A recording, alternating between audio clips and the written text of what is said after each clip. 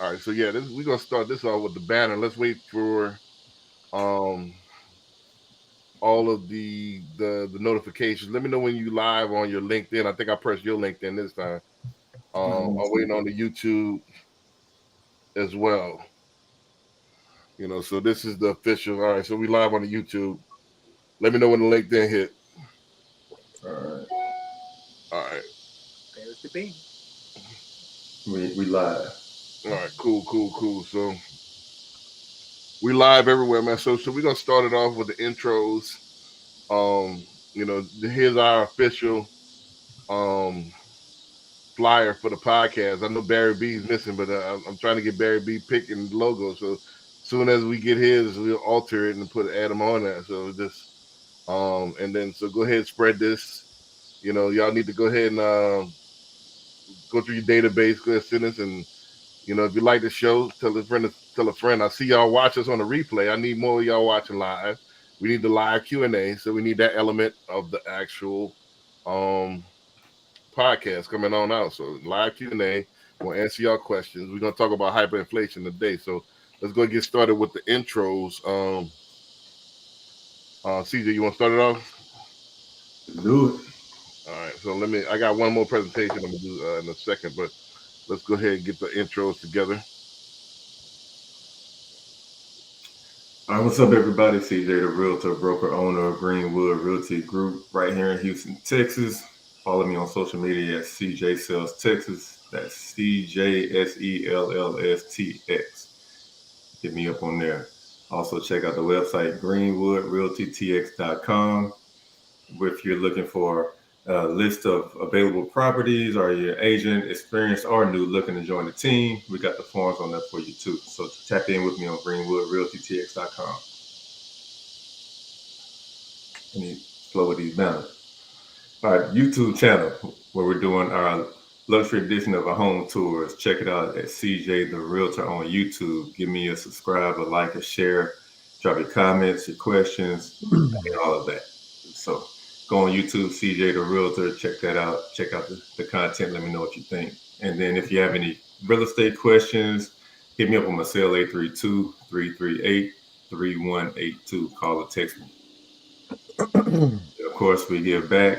The nonprofit, the Massa Academy, where we teach our young men knowledge of self-improvement, and entrepreneurship. Go to our website, themassaacademy.org, and check out the information that we have on there. If you're looking to donate, whether it's time or money, we accept it all. And I'm out. All right, Hyman, you want to go ahead and rock it? How you doing? Hyman Lemons with H&L Premier Realty, here to help you with your real estate needs, whether it be buy, sell, or invest. Feel free to reach out to me at hnlpremierrealty.com. Hold on, your volume's low, bro. Yeah, he's super duper low. Super duper low. Yeah, with the crickets. Yeah, with the Is that better? a little bit. You still, going stormy Saturday nights. You know what I'm saying? Stormy. What is it? R&B Yeah, DJ. man, it's what I do, man. It's what I do. This is DJ Ease. But you know what I'm saying. But what I've heard on the audio situation is that when you do the playback, it comes through very clear. So you got to keep up with that. Gotcha. I check my audio levels. I'm checking them as we speak. Is that better? Yeah, that's cool. All right. And this your phone number, right? Yeah, 832-235-0985. Feel free to reach out to me with any real estate questions that you may have. Gotcha. All right, Patrick. Yes, sir. Patrick Chevalier III, Chevalier Wealth. Looks like you have my website up there, www.chevalierwealth.com. I'm also at Chevalier Wealth on YouTube as well as Instagram. You can definitely search me, my name, Patrick Chevalier III. Locate me on LinkedIn as well as Chevalier Wealth. Gotcha. And what do you do? Chevalier Wealth. I am a financial planner. Started off as a broker, evolved into planning, so I do planning now. Gotcha. All right, let me run through mine real quick so we can get into the show. We might well do say 8 o'clock. It's right 8 o'clock on the button, man. Right at one on time, man. 7:30. When we say 7:30, 7:30 CPT, man. It's 7:30 ish. We're gonna get started. So So, Brandon B. Dixon, NMLS 1541210. I'm at BNL Loan also on all social media. Go to my YouTube. It's at BNL Loan also the handle as well. We're about to start dropping some content here shortly for the fourth quarter. Um, I got more, more and more content behind the sauce and all this stuff. So it's that season again. Go to my website, www.applywithb.com. If you want to go ahead and start your mortgage journey, or you want to book me for a consultation. I'm taking coffee appointments all this week. So you want to get with the winning team, you want to get a mortgage, you want to, just do a Zoom, I'm available. Go ahead, hit me up, 832-775-8357. You can call me 24/7, long as it's about business. I was up till, 1 o'clock last night talking dogs, man, to do that one, 7 first place trophies last night. Sunday at the dog show in Louisiana. So, making all kind of connections, making, connections with this dog game, man. Speaking of which, don't forget that we got late September. I'm confirming the actual event place right now. It's gonna be Dogs and Doors and Dogs. Um, we got an investment club event. We're gonna talk to you about now's not the time to be pinching and holding on to money when the market's down like this and they're trying to slow everything down. Now it's time to double down. That way, when you do, it does bounce back. You're ahead of the curve. So we're gonna show you how to invest in this real estate, and we're gonna show you how to invest in dog breeding. That way, you could take a small amount of money and then turn it to a nice business, lucrative business where you could work from home. 7 streams of income. What else I got? And that's it. What's today's rates.com. I got 2 more websites that's about to be, I'm working on right now. We revamping about 2 or 3 of them. So I got a myriad of websites that's going to be done by possibly the 1st of September. So what's today's rates is up right now. Go ahead and check my rates. Still the cheapest rates in town. I will not be beat. If you give me a shot first, and then I can beat it. If you don't give me a shot, how can I beat it? You know what I mean? So come with an LE, and I will beat it. If I got to take a short deal, that's what I got to do. But if you don't give me an opportunity, how can I beat it? That makes no sense. You got to tell the people what an LE is. Loan estimate. So let's get it going today. I want to start off the show with this here, man. I want to start off the show with this here, man. Let me show you something. Um, let's see where we at. Hold on, let me. Technical difficulties. Here we go.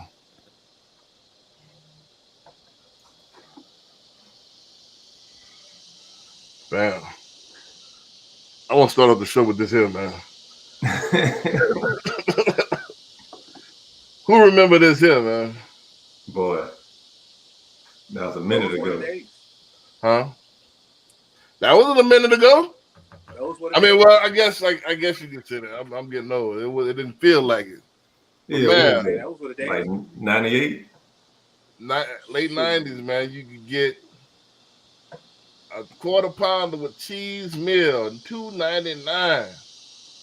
You could supersize that bad boy for 39 cents. That means you got the large drink and the large fries. Now what is it? It's an extra 109 now? This for the drink? Man, I couldn't even tell you. I don't even mess with McDonald's. But man, this them college days right here, man. Man, what? For real.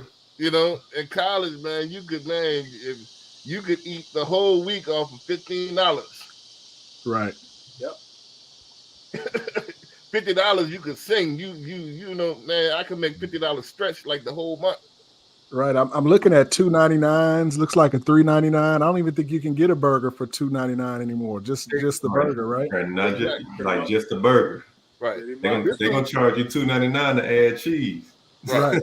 I think the fries are $2.99 for the small one. Right. So I just wanted to kind of I ran across this on Facebook and I thought this was interesting. And there's another article as well that I'm not gonna be able to pull up, but I won't talk about it here shortly. But it talked about how and what was this? I forgot the year, but they said it was somewhere in the 90s. I want to say 94. The average house price was 15 grand. 94, I think this. maybe I think this was. maybe in the 70s or 80s, more like that. Nah, I think they were saying in the 90s because I don't know if you remember. It was the early 90s. I can't remember the date, but I don't know if you remember. Pops in House Party said, "Man, I spent $15,000 for this house." Yeah. He sure Well, did. House Party came out in 80, 89, Right. 80, Well, it was 88, Yeah. might have been 89. 91, but Pops So said, yeah, yeah. So he maybe got it in the 70s, maybe Yep. because right, inflation shot up to its highest levels in the 80s, right? From what the Fed chair did in the 70s. right, So Hmm. yeah, so I'm definitely thinking that was probably the 69s or early 70s when when Pops got that house in House Party. Yeah. right, Pop said, And "What then at the y'all doing same here? Y'all time, the some interest grown. rate was in Go double ahead and pay digits it too, off." though. right. I couldn't hear y'all both talking at the same time, one at a time. He Now talking saying about the interest rate was in double digits too. Right, Right, but I right. could swing that on $15,000.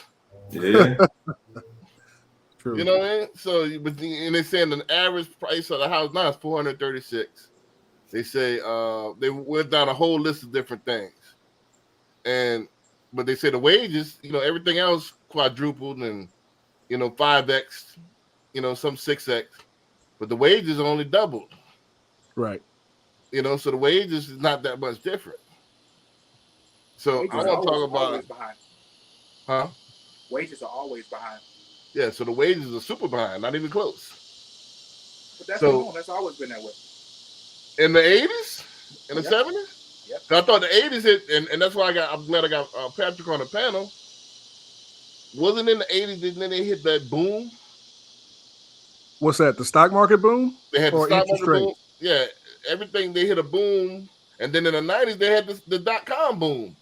Right, right. So, as I mentioned, when we're talking about that house, interest rates went up, to some of their highest levels in the 80s, right? I have clients who are older folks who say, yeah, Patrick, my house loan in the 80s was 15, 16%, Right, but I can also go to the bank and get 13 or 14% interest on my cash too, right, right?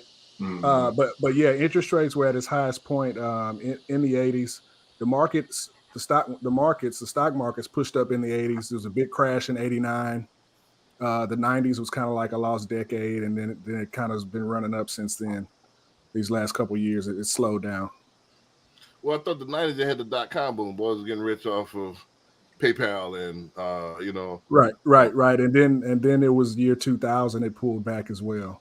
right, Right, right, Yeah, the whole Y2K. right, right, right, But when right. B talked about in the 80s, he was speaking more or less of the oil boom in the Texas where everybody was making money on the oil and gas. Well, everybody making Right. money everywhere. Like they had oil and gas, they had tech, they had shit. Boys making money all kind of ways in the 80s. Like this it was that corporate, with the Reagan with the tax breaks. Yeah, yeah. Another thing that happened in the 80s too was with the computers and not necessarily the internet, but those wireless connections, right? A lot of that information that used to be hard copy and paper was moving electronically. Right, So a lot of deals were getting done. A lot of folks were making money. right, right, True, right. true. So, but I'm saying all that. I'm leading up to something. I'm saying all that to say this is like, they were saying like everything else is getting left behind, except wages. So, um, $436,000 the average price of a house right now. And then I would say the entry point is about 250 to 275. That's a starter home. And if you're talking about the metropolitan area, if you go outside in the country a little bit, you might can find a 250-ish,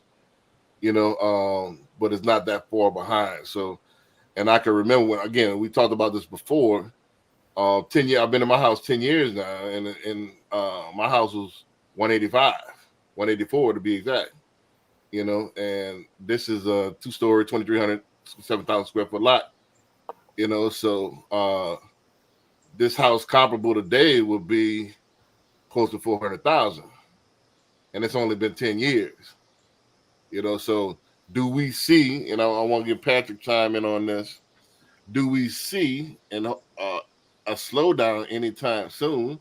all the real estate prices going to keep going to the moon? Because they said they promised that it was going to go back, because it's supposed to go like this, but it's been going like this for what, 21 years, and then it did this, and now it's going back like that. So there wasn't no Right. dip. Will there ever be a dip? Or Right. you Right. always barking up the wrong tree? So to be clear, you're asking me about the real estate market, if it's going to pull back. Well, I'm talking about inflation wise. Is the prices of houses ever going to go down? Or are you barking up the wrong tree? Or are you thinking prices of houses going to go back? They will pull. I'm thinking they will pull back, meaning they won't go up as fast. But I'm not. I'm thinking they're never going to stop going up. So everything that I'm reading and what I'm getting from my analysts with real estate as an asset class, right? Since the pandemic, institutions have been buying it up, right? A lot of those deals that you would go out and get these last couple of years, you weren't getting it, and it's because the guys at Morgan Stanley and the guys at those hedge funds were Right. buying homes cash, right, with folks' investable assets. And so for that reason, I definitely don't think the housing market is going to dip anytime soon.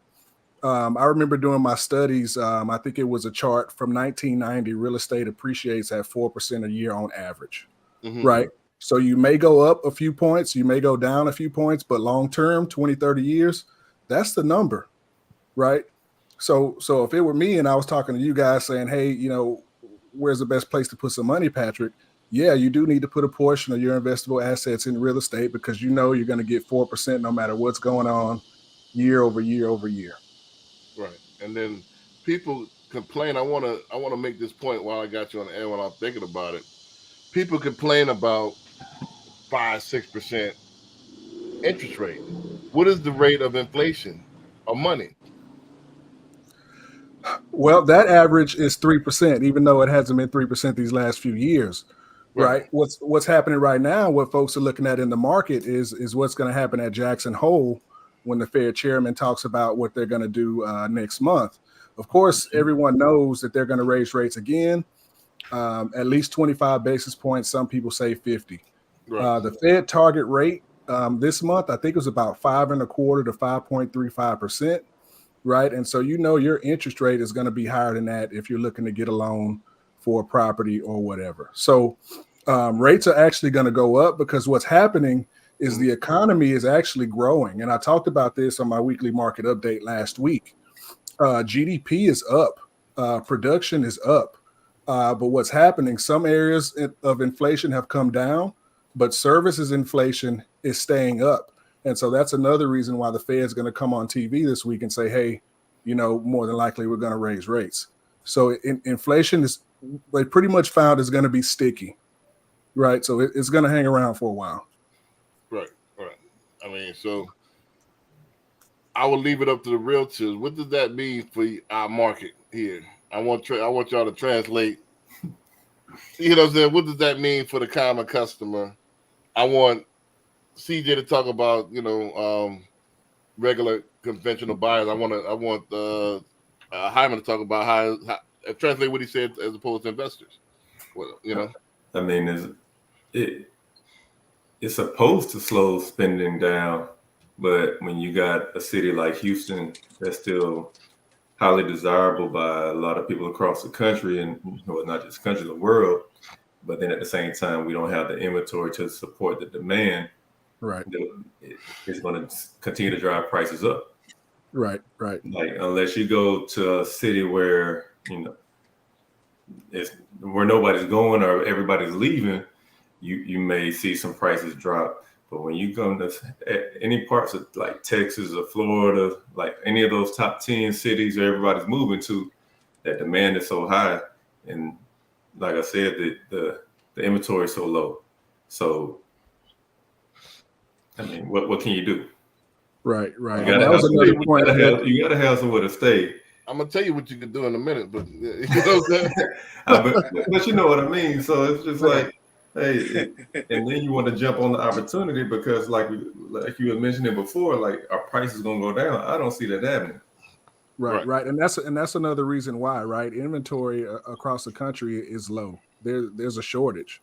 Yeah. Right now I think we're at about 3.5 months of inventory when we need to be at about 6.5 for it to be balanced. So we are nowhere near where we need to be to Right. have a balanced market. So as long as our inventory is low, we still got this high demand and influx of people relocating here. It's just going to continue to drive prices up, continue to have just as much activity more than anywhere else. Hyman, what Well, you think? What does that mean? What Patrick said and what we're talking about from the investor standpoint? from the investment perspective, for the institutional side yeah, whatever Patrick just said, they're going to continue to buy the way they're buying because their pocketbooks are bigger than everybody else's, so they can afford to go and purchase at that 300,000 as an entry level buyer for them. For the everyday investor, mom and pop shops, what's really going to happen is their investment strategy is going to change. They're not going to do so much flipping. They're going to do more of a buy and hold. Yes, they're going to have to pay a higher price, and they don't have a problem paying a higher premium because they know that the rental rates is going to keep up with that higher price. So on the investment side, the strategy just changed. They don't stop buying.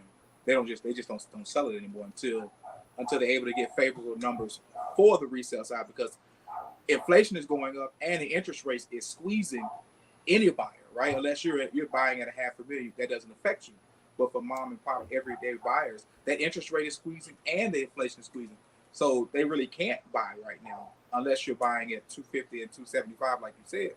And right now, to quote unquote flip a house at 275, you can't even buy a house at 150 to do that. So, like what my investment strategy is for my people is, hey, look, just do a buy and hold strategy. That same 50 to 40,000 you're gonna put in, just keep it, hold on to it for a year or two, and then see what the market tells us from there. Right. And that's what, you gave me a light bulb moment. It just comes down to, okay, based on this environment we're in, right? You got to be creative. What's your strategy, right? What are the strategies folks need to take a look at? So I definitely think you hit it right on the nose right there. Yeah, and I think it's going to be challenging too, like you said, for the small guys, because you're going to be up against the Black Rocks. I think even was it J.P. Morgan's getting in on it, so they're doing these developments where they're building to rent, so they're not even building to sell. True, Right. true. So let me put it in layman's terms. I'm gonna put it in layman's terms from a customer perspective, from what I hear from the customers. I'm gonna put it in layman's terms from an investor perspective, what I hear from my investors. Let's start with the customers. So a lot of them think that it's isolated.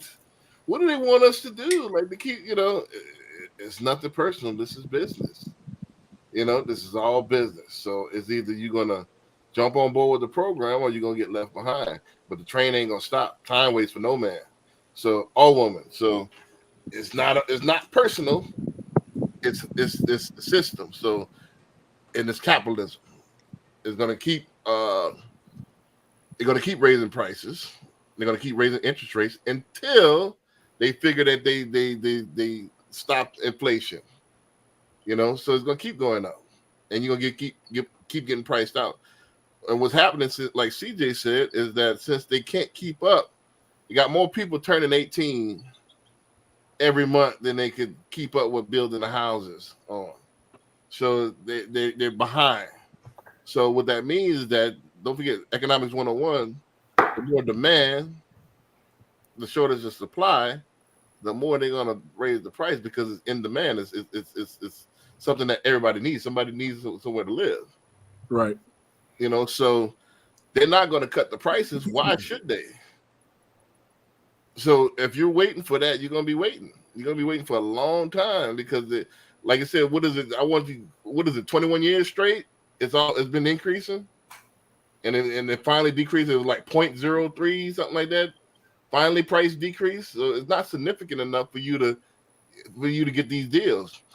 I Right. want to spin that, and I want to juxtapose that as well to this before I get into investors. People that's waiting for this boom, as well as far as people going into foreclosure, hadn't happened. The report just came out as well that the people are paying their mortgages even more so. Think about it, they got 3%. Right. Everybody refied a couple of years ago at 3%. It's the lowest it's ever been. They holding on to Right. that shit. And all the Right. ones that got it ain't trying to sell. Yeah, Exactly. they're not trying to sell that shit either. Exactly. So they didn't, and don't forget that they put the prelims in place to where it wasn't fraudulent. So most of those are going to stick. because you got some that's gonna be anomalies and lose jobs and stuff, but most of that, for the bulk, is gonna stick. So you waiting for all these foreclosures, the doom and gloom is not gonna happen. Sure, not just that. If you're waiting for rates to drop, the inventory is not going to be any better. So what you think is going to happen? Right. You're going to be in a worse situation with a lot more buyers. So the competition is going to be even worse. Well, the common folk is waiting for them to lower the goalposts where I could dunk. And the goalposts ain't getting any lower. You're going to have to, get them strength shoes. I don't know, remember strength shoes back in the day? I had a pair of those. Yeah, the way Yeah. you get your hops up and get up there and where you could dunk. Because then the goal is not going to get to 8 foot. That's what they're waiting on. And it's not going to happen. We keep telling y'all that over and over. The numbers are agreeing with us. The reports coming out every month saying the same thing. It's consistent. From an investor standpoint, also, I want to say one of the things on the consumer standpoint before I go to the investor. Also, I want to touch on what Hyman said as well. They betting against you. They know that you're not going to step your game up. That's why I'm going to go ahead and it's a good investment to go ahead and stack my deck for renters because I know y'all going to be professional renters. So you got to decide what side you're going to be on. And you got to bite the bullet. So they betting that most of y'all ain't going to bust a grape. You know what I mean? So, all right, let me go ahead and buy all these because I know you ain't going to buy them. So, you know what I'm saying? Let me go ahead and buy these and sit there and buy and hold because you're going to need somewhere to go. You're going to pay me or you're going to pay, your own. So, but most likely, I'm betting you're going to pay me. So they betting against you. So if that don't motivate you, I don't know what will. Let me say this to the investors. Investors are even intramural investors. Now's the time right now to don't get caught up in the hype. I started to name half of this show false news, but I didn't want to contradict myself. So we're going by it's two sides of the coin. They talk about the hyperinflation, which is right, but at the same time, they put everybody into a panic with the recession. A recession is not the time to panic. A recession is the time to get rich. Right. Yep. It's all on how you spend it. Right. Patriots to us, terrorists to somebody else, and vice versa. Hey, all on six. This is on sale. 6. All on how you look at it. Everything's on sale. Everything's on sale. This is how you get rich. Buy it while the price is low. Sell it when everybody got their money, when they got the PPP loans, and when they got these stimulus checks. Sell it while it's high. Sit on it.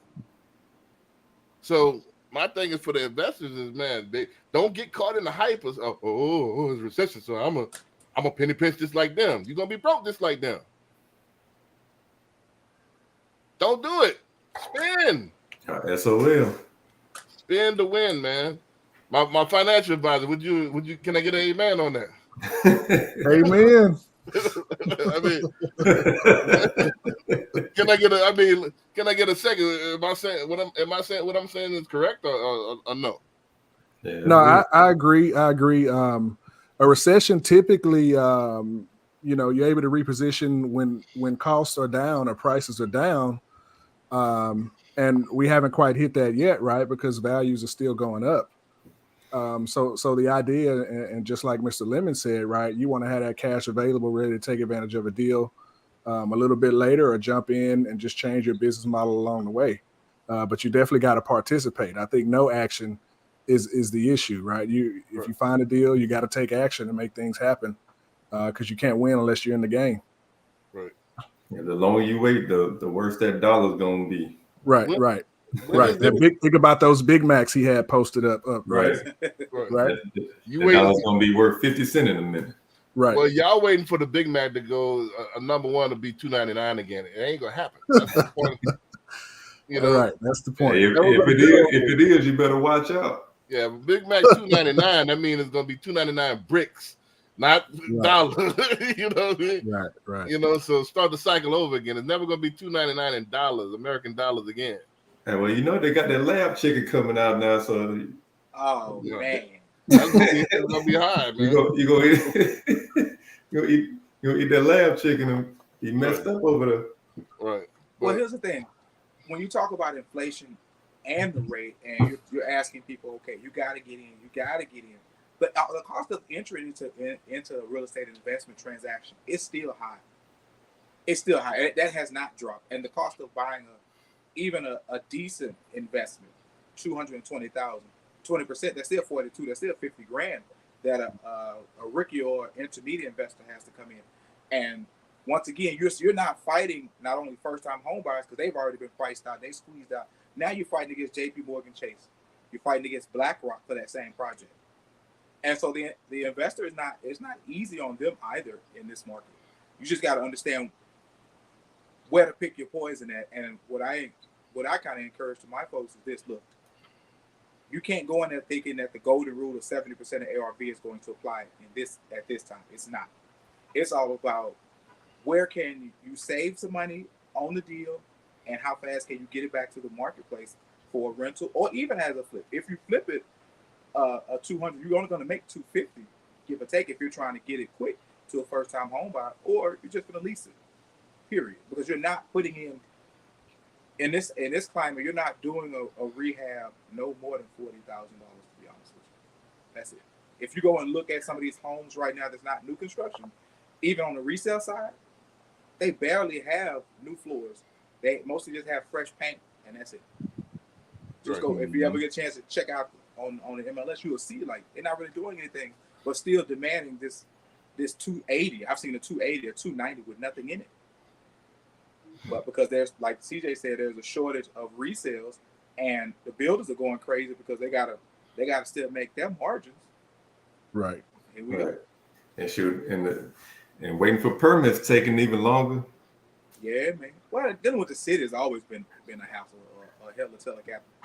That hasn't changed. No matter whether it's great rates or no rate. It's just dealing with them. It's just a BS show. basically, you got to find other ways to. If you're a first-time home buyer, if you're waiting for the opportunity time for the game to bend towards you, it's not going to happen. Basically what I'm saying. So you have to go outside of things and get creative. And if you look at it, it's all on how you look at it. The game has bent towards you, but you have to apply yourself. Now you can make, have a whole extra income off your phone. You could work from the house. You got several gigs that you could work from the house that's ever been before. The technology's there where you could be you could take surveys for a living and make you some extra money on the weekend. You could walk dogs or whatever. There's so many different things you could do to start businesses more than ever before. But if you're sitting there waiting for a house to squeeze in your paycheck, and you're not, as you can see, the wages are trailing behind, and you waiting for it to catch up and line up, you're barking up the wrong tree. You have to do outside things in order to get there, and cash is king. So you need to take that cash and then put down and buy down that rate, or buy down that price where you got enough equity where you can afford it. This is that time. So yes, the opportunity's there for you, but you got to. It's not like our parents where all they had to do was work a job. Right. But at the same time, they didn't pay a dub to park when they went to the club. It was $3 to get to the club. You know what I mean? And shoot, not just that, you gotta be 10 steps ahead now, because I just seen a video earlier. They got machines installing floating drywall, painting the house and everything on the inside. It's like, if you don't think about what jobs are going to look like 5, 10, 20 years from now, you might end up out here like Blockbuster Video, non-existent. Oh, there you go, CJ. Right. There you go. I'm just saying, bro. Well, we're Solutions Podcast, so I'm kind of offering the solutions to them as well. And I say this all the time. I'm saying it in different ways, so it sticks in people's head, because it say repetition is the mother of learning. So I'm repeating myself because I wanted to get in your head. You got to have more than one stream of income. Yep. You got to have the 7 streams. You got to have 7 to 11. So, and that means whatever you got to do, they make it so easy. Amazon, you got, Ooh, Google, you do surveys, you need to do more things with your time that actual generates income for you in order just to keep up. yep. Because don't forget, man, you got $20 salads with no meat in it. You know what I'm saying? He So said no meat in the salad for $20. What you want, the saladas? Is that saladas, man, saladas? yeah, you looking at a dub, man. At least so things has changed, man. So and it's not gonna get.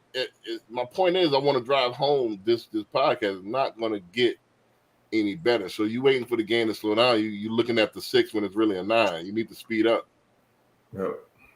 And that means getting more things under your belt and get more diverse. There's the opportunities out there. If you don't know, there's YouTube University. If you don't know what to do, there's a myriad of videos you can find out about something and really get interested, or you can pay somebody to mentor you. So the excuse is not there. It's all on what you want to do with your time. But my point is this: is like, don't forget our grandfathers lived in a different era. So that what you got in your mind don't fly today. And then Right. especially when you're not coupled up. They had 2 incomes. Well, that was more my mom's generation with the 2 incomes. But my grandfather, they could live off of his income because he might have worked a job, had benefits and stuff like that. And then he worked, cut lawns on the weekend or whatever for extra nickels. But Nichols is right. but hey, that was back in the day. $5 and $5 for lawn. But at the same time, you could get 2 meals for $5. Fill up a tank for $5. Yeah, $5 is the condiments now. One extra cheese and extra ketchup, that's gonna be the $5 right there. So that ain't gonna get you the meal nowadays. So it's changed. Yep, and not just that. Yeah, like you're talking about it, it's got to be a collective effort at this point because one income you ain't gonna be able to survive off of. You can. Not just with a spouse, like with your family members, friends. You're gonna have to start pooling resources. Well, you let me correct that. You could survive with one career, but you're gonna have several incomes. Right. You can have your main career. You're gonna have to hustle. Is it possible though to say, well, is there a actual saving structure for a person with one income to where they can get in the game? This is for our financial advisor. What would you tell them? Okay, they're making $70,000 a year. They put all their bills and stuff on the table for them. What would you tell them? Okay, look, if you're looking to either invest or purchase something next year, what would be their saving strategy at that moment? Right. So it all comes down to ratios, right? But you definitely want to take a look at your income and take a look at your expenses, right? The fixed stuff, the stuff that you have to live, right? And then once you get a clear idea of what those are, right? The things you can live without, right? Like those subscriptions, Netflix, the gym, all that stuff that you can cut out, right? And really come up with an average number that you're able to save each month comfortably and still take care of what you need to take care of. Once you get that number, that's when you go and you try to come up with a strategy. Okay, now where's the best place to park this each month so that I can get that number that, would you say 40,000, 50,000, over that term, right? So if it's 18 months, if it's 2 years, whatever it is, you got to identify and you got to cash flow. And that goes to B's point, right? You got to have that extra cash to put away so that you can attack your goals. And that's what I was just thinking when he was talking about it. It's easier said than done, right? Somebody works one job and they get home and make dinner and do laundry and get the kids ready. And then it's like, hey, I'm ready to lay down. But it's like, okay, well, where am I going to get this additional income from? I got to go hustle it up, even if it is just $100. That's very easy said than done, right? So, you really got to look at yourself in the mirror and decide what's important to you and then go out there and attack your goals, right? And then you come up with that ratio strategy based on what you're able to save month to month. So it is within reason for a person, for you could put a person in some type of strategy or some type of plan. Right. Oh yeah. They can come up with that, where they can squeeze out those nickels and pennies and dimes and dollars. Right. And in essence, that's financial planning in essence, right? That's what I do every day. These last, since I've been in the business, it's, hey, what are your financial goals? This is your situation. These are some behaviors you need to change. Here's a strategy that's going to help you get there, and we monitor and adjust along the way. So that's exactly what it is. It could be saving for a home, or it could be saving for retirement, or it could be saving for that beach house. Whatever those things are that are important to you that actually require money, right? I'm gonna say this. Man. Defense wins championships, yes, but offense puts the butts in the seat. Right. So it depends. I think, and what I mean by that is that you got to have a nice offense in order to really win and really be exciting and really live a life that you really want to live. Because yes, I could monk it out and not watch Netflix and cut everything out and just go to work and come back home and that's it. No social life, none of that stuff. You could do that, but is that really a life? And then how long is it a good strategy to do that? Has anybody ever saved and say, man, I've been saving for about 10 years now and I'm a millionaire? Have you ever seen that? I see it all the time. I'm talking about, do you see it on the offensive? Well, all right, I took this money and I made it multiply here. I took this money and I made it multiply here. Right. Have anybody ever worked a $70,000 job and saved in 10 years and became a millionaire? I've seen something like that quite a bit, right? How? The whole thing, it goes back down. It all comes to your expenses. It all comes to your expenses, right? I've sat down with folks who made a couple $1 million a year, but they spent a couple $1 million a year, right? I've sat down with folks who made 100,000 a year, and then, like you said, in 10 years they had $1.1 million in their account, but they only spent $3,500 a month, right? They only spent $3,500 a month. That's how it works. It's just math. It's just math and science. All right, so 100,000 times 10 is $1 million right there. So if I ain't got no expenses and I save every dime I get, then I can make $1 million. How can I live? I said, and this is an example. They're spending $3,500 a month. They're parking the rest somewhere, and it's growing. Yeah. Okay, gotcha. And the power of compounding, right? So they won't get up. Here's the thing, though. To do that $3,500 a month, then they don't own a house. Well, they bought that house in the 90s for $1,500, $15,000. Here's the thing, though. If we take today's time, right? We take a person who just graduated college. They making $70,000. If they're able to keep their monthly expenses to $3,500 a month,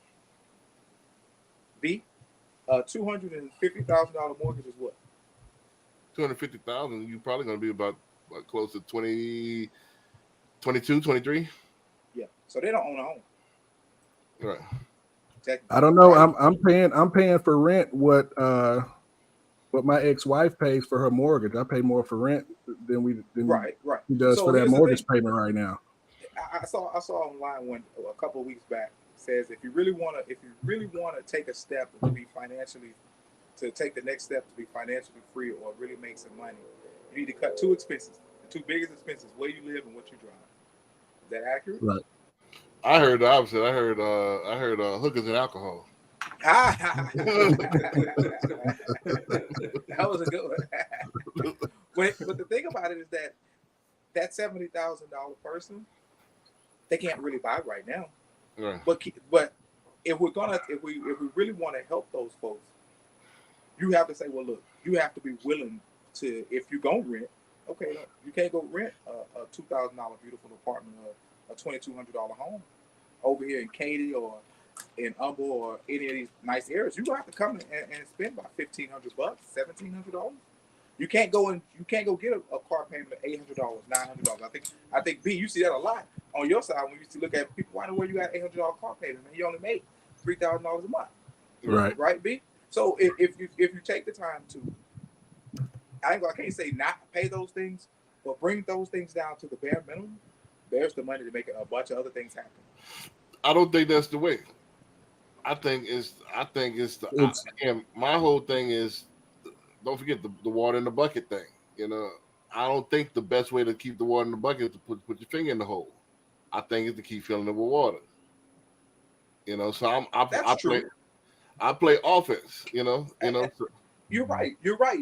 At the same time, you got to manage your expenses. It's no way around Right. that. I get At that. the I same get time, that. you got to manage your expenses. But if you could get So 7 streams, it's really a combination of both, right? it's a combination of both. That's what I But say. you got to start somewhere. Right. In order to Right. get that, if you got one stream, in order to get them other 60, you got to still have some kind of money to start. Right. It's a saying in business that I learned years and years ago. Is think big but live small, right? And if you frame true. everything from that perspective, you're gonna win. Right. Well, it's to moderation. So I don't mean like 7 streams, but I'm a ball out of control Lambo. Right. But I mean like I'm still on the offense. I think I said this before. I don't know if you're a fan or have seen the Power of Ownership podcast. I used to say this all the time about 2-3 years ago. I do the Grant Cardone thing, the 80-20. So, I still, let's say, I'm just making up numbers. Let's say $10,000 a month. I'm going to try to find a way to live off of 2. And then, but I don't just say that 8. I invest that 8. But in order to you say that 80-20, you saving that 8. Right. Well, how it really works is that 80-20. 40 is for taxes. 40 is for taxes. Okay, great. We bring Uncle Sam into the situation. Yeah. So now it's you can't live without him. Yeah. So live off of 20, and then the other 40 is storage until you can dump it into something else that makes money. Oh, that's saving, right? Well, storage. You don't want to use it. Oh, you don't want to use the because saving, when people got savings in mind, they think of parking it in the bank and then using it for when I need it. That's not the right strategy. But I think you still need an emergency fund. Correct. Well, yeah, after you get your 6 months, you get your 6 month reserves. There we go. There we go. So you can't be anti-save until it. Well, I don't keep that much in my checking account at all. Like I said, I keep just enough for a couple of months, and that's it. And then I park it somewhere. I'm gonna have inventory or something where it could turn into liquid cash, the cash flow. So I would rather that real estate, dogs, online businesses. I'm gonna park it somewhere that's cash flowing. I'm not gonna because what happened is that best the Apple account is what 4.15. I think they got something that's going in the market that's high 4s right now, but that's at best. That's what you're gonna get. That's temporary. So it's not a good strategy to put that money in the bank because the bank will for sure take your money and make way more money than what you gonna make off. Right. So when I said save, it's not spend. Right. That's when I say save. That's what that means. Not spend. Right. But I'm trying to break the mold. I'm trying to reprogram people to get out of that old way of thinking where you could. I'm a penny pinch my way into making $1 million. Not gonna happen. You need to be always looking at different ways to make your money multiply. Make your right. And that goes right with the topic of this session today, right? Hyperinflation. Right. Whatever you are saving or not spending or investing, right, it has to keep up with the cost or the price of inflation, right? And that's because you're losing value, you're losing purchasing power. And just like my colleagues here talked about, right, everything's still going up. Right. And so that's the point. Even it's been at 1 or less than 1 for years and years. Now all of a sudden it's at 4. That's because of inflation. But that's barely keeping up. That's just so you're not losing money. Don't forget there's the hole at the bottom. And you try to plug it up and there's still water coming out. Right. So parking it even in that Apple savings account ain't doing jack. I would rather have it in an insurance policy. Well, you need stock. Well, stock stock is cool, but it's the right stock. Right. Well, there's a lot of different asset classes based on how you feel about your money and risk, and then also when you're going to need that money for that investment opportunity whenever it comes. Right. And once you wrap your head around those two, then you know where to place that money. Right. But my point is they need to reprogram going where I could work, pay my bills, and then just live like that. I got one trick. That's gone. Those days are over. Yeah, you're Those exactly days right. are over. If you want to be on this side. Now, if you want to be perpetually at the bottom, go ahead and keep the party going. Well, my thing. How about this? If we still using the $70,000 person, they cut the expenses down. Is it safe to say just to roll it into the 401k with the company and then do something with it a couple of years after that? Hell no. Right. So 401k has Tell them about it. one Said they great might have done that advantage, already. and that's the company match. Right. Other than that, there's really not much benefit there. Investment selection is small in a company retirement plan. It's typically 21 to 30 different investments that you can choose. If you were to put it in an individual account, a brokerage account, an IRA in your name, that's tax deferred, then you can invest in the 3,000 different, investable assets and asset classes there. So the main reason you participate in a company plan is to get that company match, which is free money. So you want to put in whatever it takes for you to get that match. And then you look for opportunity with you guys, or like with B, or, looking for real estate deals or whatever, to park the rest if you're saving more than what's required for that company match. Don't forget about the total, the 100% vested. So how many years? Here's the thing. My thought process, when I get somebody, after very few times I get hold to a traditional buyer, that's always been my go-to. Like, all right, look, you don't have enough money to buy right now. Do you have a 401k? They're like, yeah. I said, how long you been at the company? They've been at the company 2-3 years. Okay, perfect. If they're matching you 3%, you drop 6.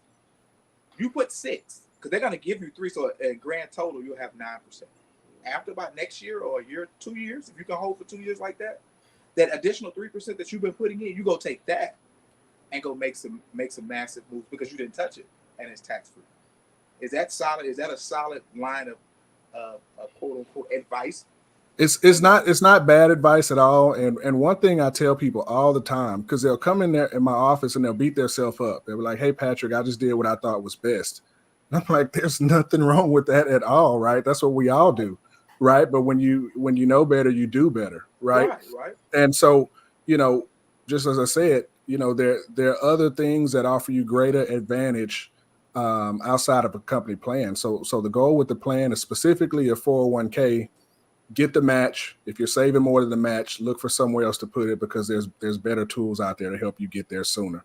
Now, one thing that you didn't mention that's huge with company plans in general across the board, IRS guidelines, they'll allow you to take a distribution from your 401k tax-free if you're going to go buy your first house, right? That is. Yeah. Right. So I thought that's where you were going with that. But and that's what I meant, because in order to do that, they got to have a certain amount in there, right? And if they've only been on the company for like a couple of years, they don't have that amount. So every retirement plan is I say plan specific, but basically the firm creates that plan, and so they set their own guidelines. So for one company, it may be, hey, like B said, you're 100% invested day one, or 5 years from now. It just depends on your plan. But in almost all cases, first-time home buyers can pull out at least $10,000 from their 401k tax-free to put on a new home. True. Well, I wanted to. I didn't say hyper. I want to talk about 100% vested. That's 4 or 5 years of your life. But here's the thing: to be 100% vested in most, I didn't even get the point yet. But go ahead. Go ahead. You love to do that, B. Yeah, because as soon as I start talking, how you know what I was about to say? Because you're gonna move the goalpost like you always do. Yeah, but this is a show, so we got to hit it from different angles. Go ahead. So when I'm talking about 100% vested, you got to analyze how much of your life that you got to spend at that particular company in order to get that benefit, and then you got to analyze if I can make money somewhere else and it's holding me back. You gotta take that against what they're giving you. You see what I'm saying? I give you an example. Like, for example, when I was with CMG, they had I think I want to say 6 or 7% match, but I was at X amount of basis points, and then if I did any exceptions, they take it out of my money. Why would I do that when I can go to be a broker and I could just instead of taking out my money, all the margin that's there, you be taking out of their money. So I wound up leaving CMG to actually go to Loan Depot, where it didn't happen. You know what I mean? Right. So I'm saying that they just had a bad plan, B. Well, is you stuck with that particular? In order to get that benefit, you're stuck there for 4 or 5 years of your life. That's most places have a good plan because they consider that part of your compensation, Right. right? So Right. if you got a halfway decent job, they do those type of things to be competitive in the marketplace. So more than likely, those vesting schedules aren't as extreme as they used to be years ago. Right. Right. Just in my experience, you Yeah, know. they're not. I'm looking at. What I'm trying to say is look at it in a total uh, viewpoint, not just the 401k Right. viewpoint. Look at how long I got to stick with this job, the BS at this particular job, in order to reap that particular benefit. And is Right. it worth me losing money here to gain money here, or does Well, Well, you you know, you got to work with what you got, right, right? right. That's true. right? And I But once think you put yourself in a position to take advantage of opportunities, that's when you get creative and you make things happen, my right? thing But is, if you're starting from zero and your paycheck is how you survive and how you're going to save, so on and so forth, okay, it's grind season. Put in the work, and as time goes by, you're going to create those buckets to where you can make moves, right? well, my thing is this. Let's start with this. I think 401k is something that I think is boo boo. And the reason why I think it's boo boo, just the fundamentals is that I'm deferring this tax, and I got to pay this tax when the money's worth less later on. Doesn't make sense to me, you know. Great example, B. Great example. So the object is when you do your 401k, you know that you call me or you call the pastor, you call yourself, and you say, well, look, if you got this 401k, you ask this question: what is the plan for it? Do you think you're going to retire from this company? And if they got a little wit about themselves, they'll know, like, no, not really. If you know you're not going to retire, how long do you think you're going to stay here? If you've been there 2 years, you got another 2.5 or 3 years left in you. And if they do, then that's where your plan starts right there. We got 3 years. Here's what you can do right here where you are. It does not require anything else, but you just take X amount more dollars that you're already doing and take it there. After that 3 years, now you're ready to go make another move to get out there and create one more bucket or two more buckets of investments. That's the strategy I like to give. Like, if you know what you're doing and you're not gonna retire, and you're in a position where your job is okay for about 3 more years, you can make something happen with that. Well, my thing is, Especially at $70,000, you But can make but let's keep it real though. Like right now, the average annual income for men, especially black men, is around 50K. So they ain't even hitting 70 on average. But that 50K can do the same thing as that 70. Even if you take it down to 50, but if you use that same timeline of 3 years, you can make a move. That's true, but Very true. at the same time, you got to think about what you're getting for 50,000. Like you got to live off of that. True. So that's 50 gross. That ain't even True. taking taxes out yet. Yeah, after you That's finish true. with taxes, So, you're looking at yeah. probably 30. But here's the thing with the 401k, we all know that it's pre-tax dollars. Right. Pre-tax dollars. So at this point, Kids, you're not listening to this guy. It's pre-tax dollars, but it's still coming out your check. Yeah, kids. So I think Hyman's stuck in that time wall. Let's put this McDonald's picture back up. So this is what I'm talking about. Doing like put the McDonald's collective menu back up, and I'm investing. gonna show you something. I'm gonna show you something. You and CJ, I'm gonna show you something. Put the McDonald's menu back up. I gotta put the McDonald's picture back up. He's stuck in 98. They got McDonald's got a 401k on there or what? No, my point is, he trying to say I'm thinking too old school. He think he wants to be more progressive as far as taking whatever little money you have. But he's quick to say you need to grind and make some more money. but Right? it's But how he you forgets grind. that you got to start somewhere. Right. And that was my point. Starting spot. That was my point. You got to work with what you got.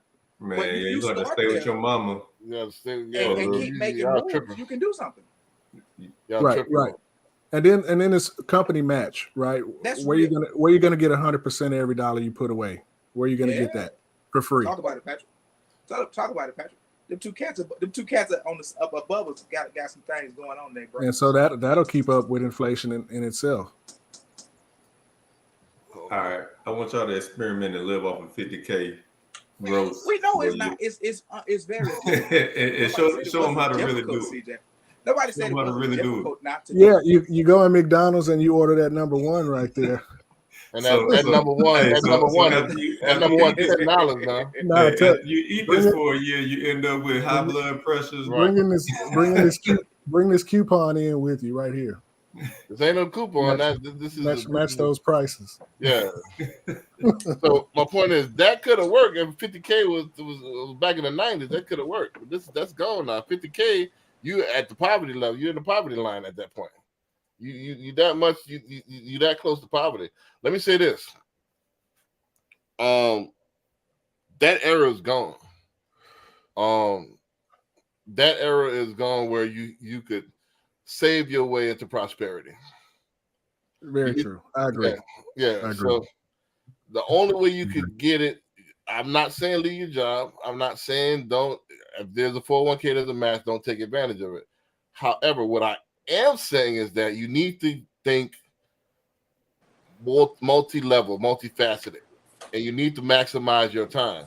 Kevin Samuels used to say this a lot as well. Like, especially if you're a male, you need to be working 60 to 70 hours all of your 20s. Yep. You know, so you need to work 40 hours at your conventional gig, and then you need to find 20 to 30 hours that you can really hours that you can put into something else. You know, and I'm not talking about a high income producing skill. A high income producing skill or something that you could get paid for that's not necessarily getting paid for your time, where you invest the time, but it's a high bell curve, you know. So all kind of things that you can get into. You know, I got dogs. You know what I mean? He loved to bring up his dogs, Pat. Man, dogs is one of the best Pat, things. He paid $10,000 for his dogs, Pat. Huh? Hey, yeah, we've been talking about the dogs quite a bit these last couple weeks. He paid $10,000 for his dog, Pat. I paid more than that for dogs, so you know what I'm saying. That was the cheapest one I knew about. He paid $10,000 for the cheapest. Yeah, well, more than that. I mean, but however, where they gonna get the $10,000 from, B? Well, that's what I'm about to get to. Go ahead. You can, instead of going into putting that into a 401k, I would put part of it into a 401k and put the rest into getting other businesses together, like vending machines, like online businesses. You can write books. You could do editing for other people. You could develop a skill with what Chris is doing as well. Like you what you doing, Chris? I don't know if you want to disclose all that, but you know what I mean. You got skills that you could get. Yeah, no, I'm a certified mediator, so I mediate civil cases. Bless your heart. You know, so you could become a you could, without even going to school, you could become an ordained minister and marry people. Charge them $100 a marriage. Y'all laughing at it, but you get your Facebook and get you become an ordained minister. Go start that church. You ain't gotta start a church. All you gotta do is marry people. You ain't gotta go to no school or nothing. Hey, you better take a look at them divorce rates right now compared to these marriages. I mean, but they don't matter. You want to be on the other side of that. I mean, but it's not. My point is that there's other things that you could be doing. Yeah, for sure. You could be a caterer if you know how to cook. You know, you could sell cookies like Dame, you know, like Dame Dash. You can sell cookies, whatever, something. I give you a hustle. I gave somebody another hustle. They finally called me. I've been on the waiting list for a year. You know, I've been trying to get a private chef for a minute. And it was so much demand, they finally called me. I guess the economy's slowing down. They finally called me. So they make, you know, about $300 a week. You know, they come in and cook. They package it up. You know, they come one day a week, cook all your food, and they make $300 for a housewife. If you got 7 clients, you know, that you cook for, you don't need to be licensed to be a chef. You just need to know how to, you know, put some hamburger helper together. Hey, you got to be food safety certified, right? No. you should be.